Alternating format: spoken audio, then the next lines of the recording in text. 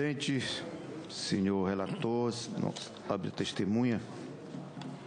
Presidente, primeira vez que eu estou vindo aqui, como não membro, fazer pergunta, mas tenho acompanhado como líder da bancada do PT, através da nossa TV Senado, no meu gabinete, essas questões principais, nos principais momentos da...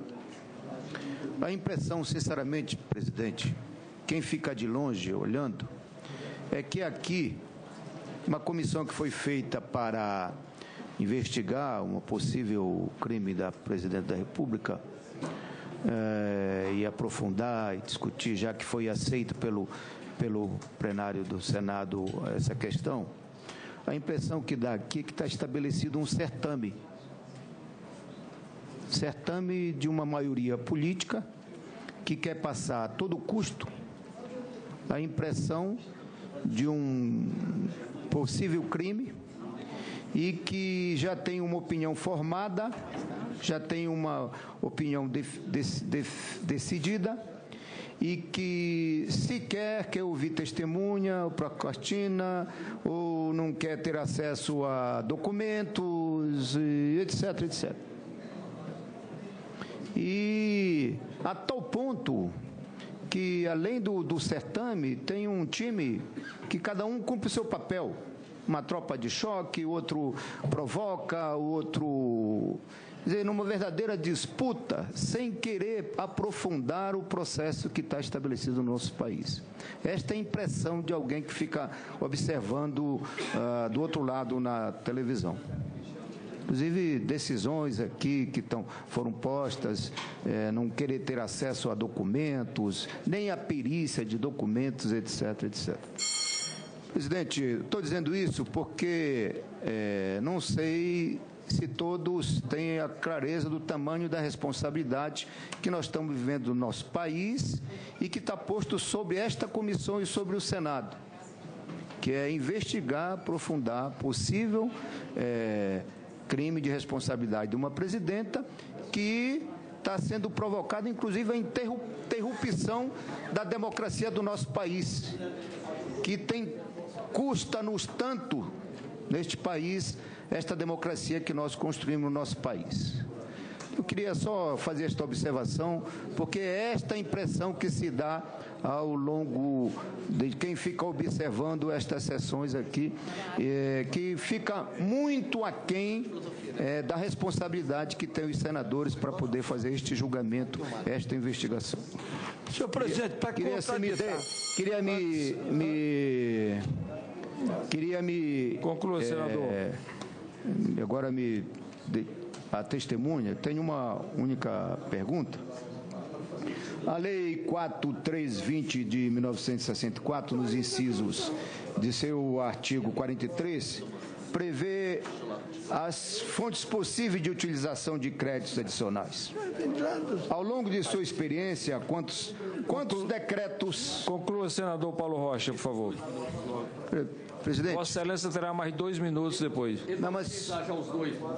Ele vai utilizar já os dois. Só uma pergunta. Não pode usar os 2 minutos, só na réplica. Vou usar só na réplica, senador. Estou no meio da pergunta, Excelência. Não, só fica. Conclui a pergunta nos próximos 2 minutos. Vai. É uma pergunta somente? Essas reações comprovam a minha afirmação inicial. Em função da interrupção, vou dar mais uns 30 segundos a Vossa Excelência para concluir a pergunta. A Lei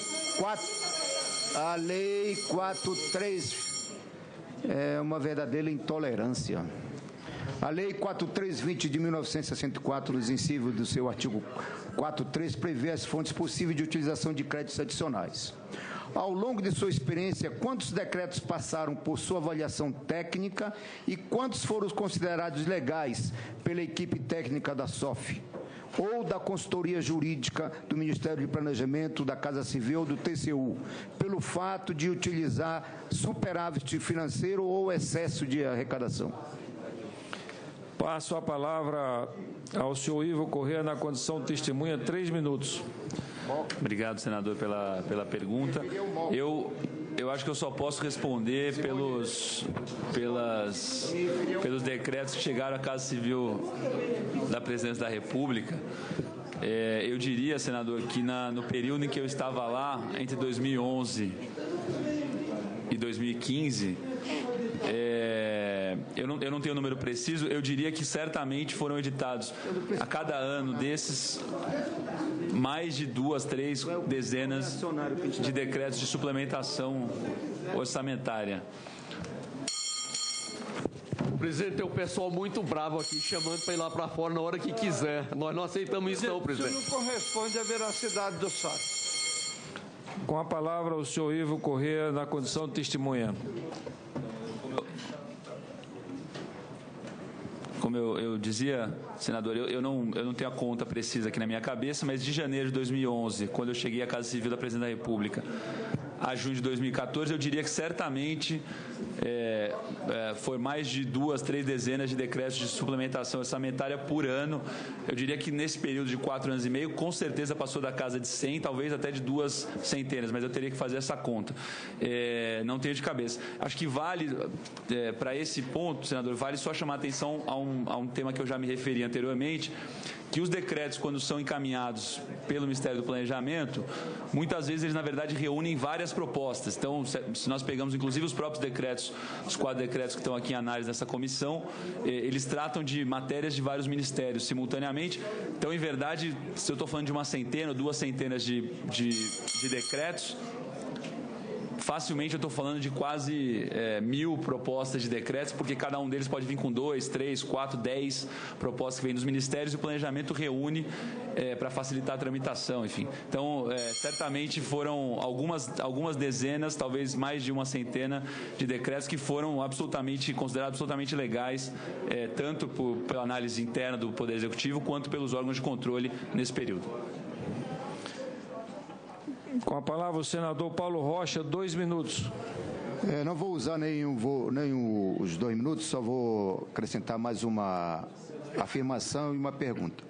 Vossa Senhoria demonstra que não houve qualquer irregularidade nos 4 decretos de abertura de crédito suplementar que ora discutimos nesta comissão.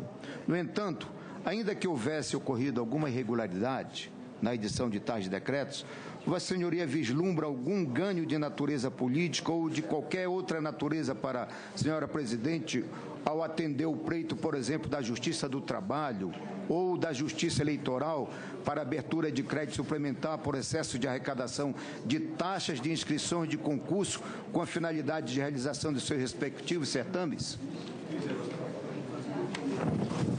Com a palavra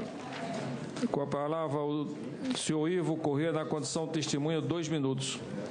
Senador, eu não saberia avaliar se há algum impacto de natureza política, como o senhor colocou. O que eu posso dizer é que, do ponto de vista orçamentário, como a gente já discutiu aqui, me parece que não há nenhum impacto sobre o resultado da meta fiscal, por uma questão jurídica que eu já explanei, da análise que faríamos, que é o decreto de abertura de crédito suplementar, não impacta de maneira alguma o resultado da meta fiscal, porque esse é controlado pelo chamado decreto de contingenciamento, o decreto de programação financeira. Então, portanto, mesmo que se abra novos créditos suplementares, o decreto de programação financeira continuando com os mesmos limites, não há impacto financeiro, não há impacto na meta antisuperável primária. Senador Paulo Rocha, 1 minuto.